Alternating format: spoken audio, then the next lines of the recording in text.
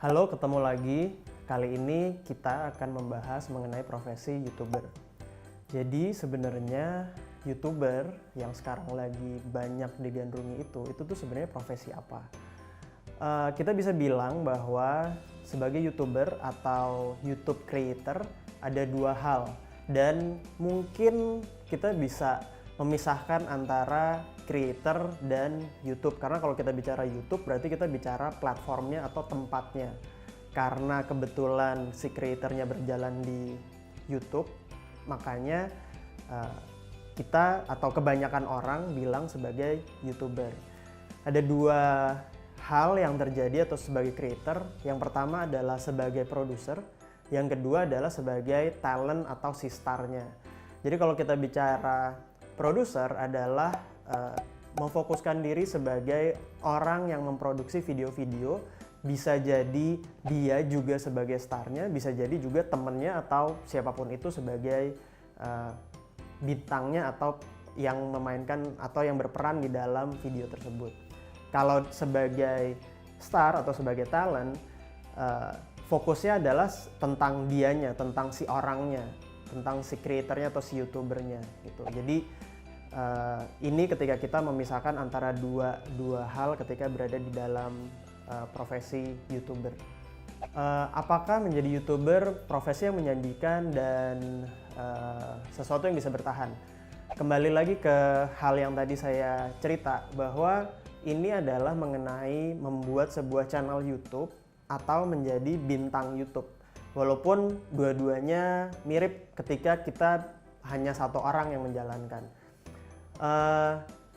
Menjadi YouTube creator atau menjadi pembuat channel berarti memahami medianya, berarti memahami channelnya, sehingga apapun platformnya, entah itu YouTube ataupun apapun nanti, dia akan bisa memahami bahwa bagaimana membangun sebuah channel. Atau kalau kita bicara sebuah TV misalnya, berarti dia bisa membangun sebuah TV program, dia bisa membangun sebuah channel dengan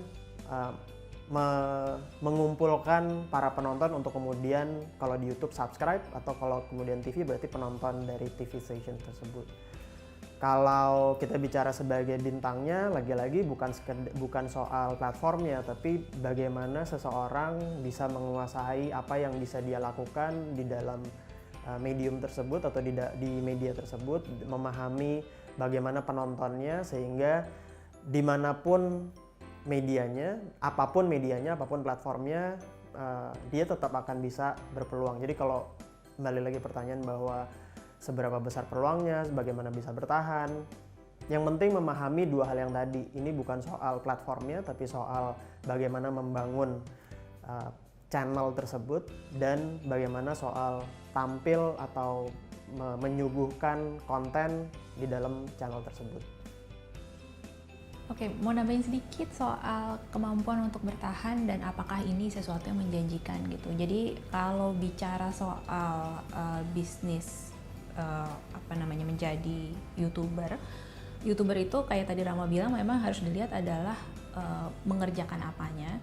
Dan bisa dibilang sekarang ketika kita bicara soal video, konten video itu kalau di dunia digital nggak akan berkurang, yang ada juga pasti akan bertambah, karena bandwidth itu makin lama makin besar, makin cepat, dan kemampuan kita untuk kemudian mengkonsumsi lebih banyak format video itu akan jadi semakin besar gitu.